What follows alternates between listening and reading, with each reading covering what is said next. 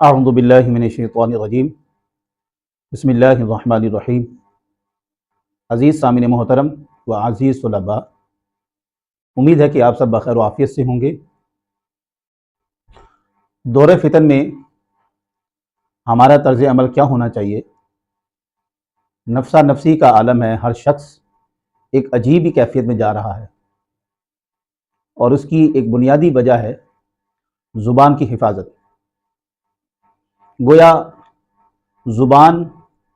جسم کا وہ عضو ہے، وہ حصہ ہے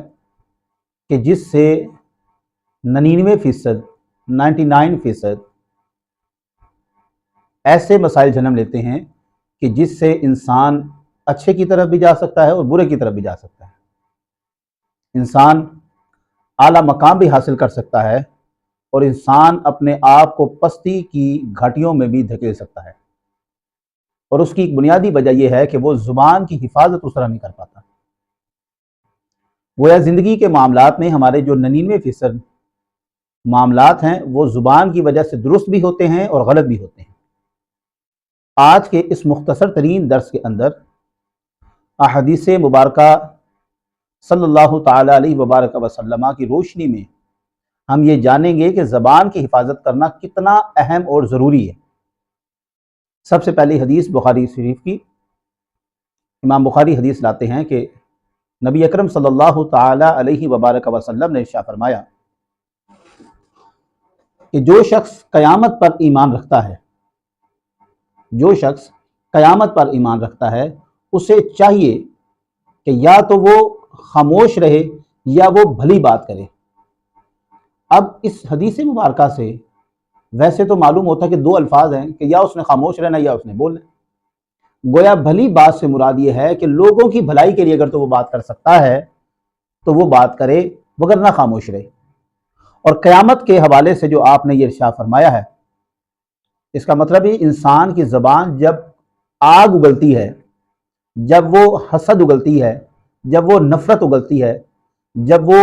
لغویات بکتی ہے، تو اس وقت انسان کے ذہن سے یہ بات نکل جاتی ہے کہ میں نے اس کا حساب بھی دینا ہے۔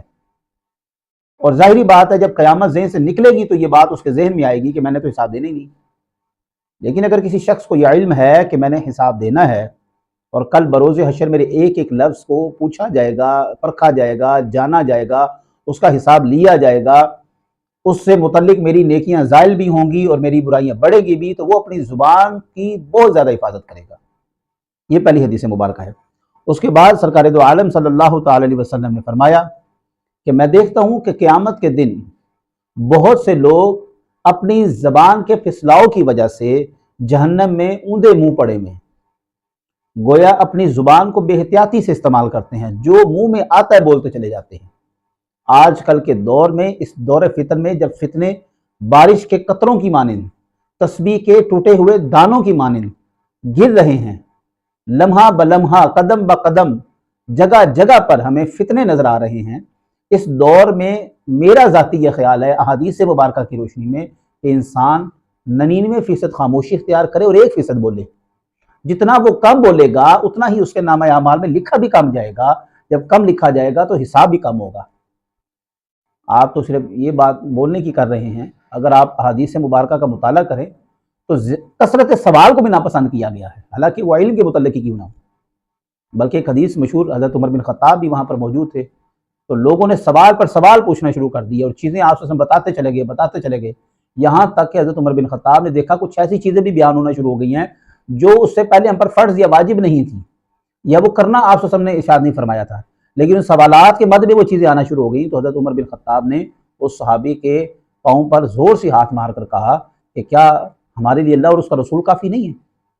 گویا کثرت سوال سے بھی ممانعت کی گئی ہے۔ آگے حضرت حسن بصری رضی اللہ تعالیٰ عنہ، آپ کو کسی شخص نے کہا کہ فلاں شخص، نام لے لیا اس کا، فلاں شخص جو ہے آپ کے بارے میں بڑے برے کلمات کہہ رہا تھا، تو آپ رضی اللہ تعالیٰ عنہ نے فرمایا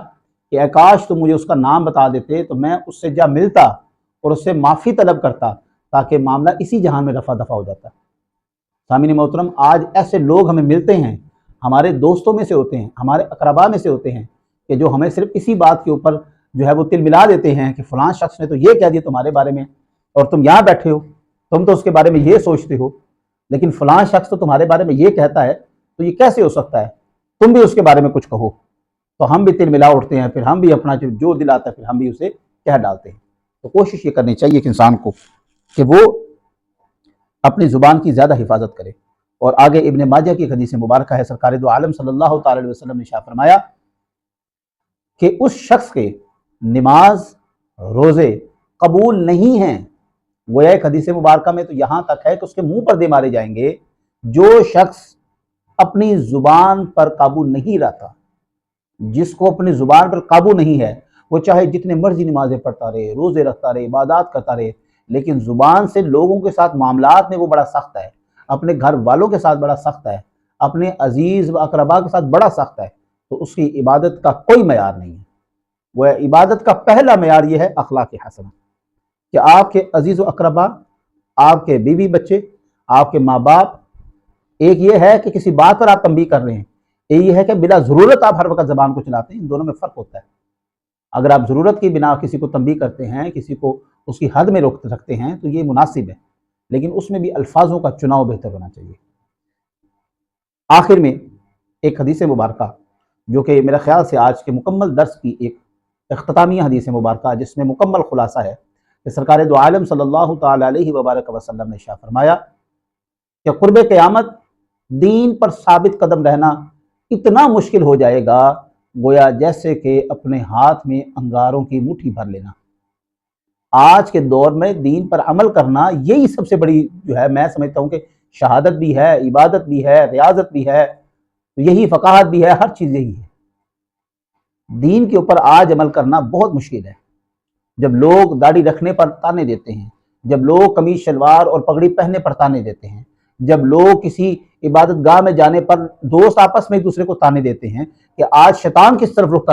کر چلا ہے، آج تم کیسے عبادت کرنے لگ پڑے ہو، اللہ خیر کرے آج تم مسجد میں جا رہے ہو، ایسے تانے دوستوں کو دیے جاتے ہیں جس سے وہ امبیرسمنٹ فیل کرتا ہے اور وہ عبادت کو ترک کر دیتا ہے، وہ پھر دوستوں کو خوش کرنے کے لیے ان کے ساتھ چل پڑتا ہے۔ تو دین پر آج عمل کرنا انتہائی مشکل ہے، اس میں کوئی دو رائے نہیں ہے، لیکن جو آج کرتا ہے تو وہ پھر کل بروز قیامت رسالت مآب صلی اللہ علیہ وسلم کے ساتھ کھڑا ہوگا۔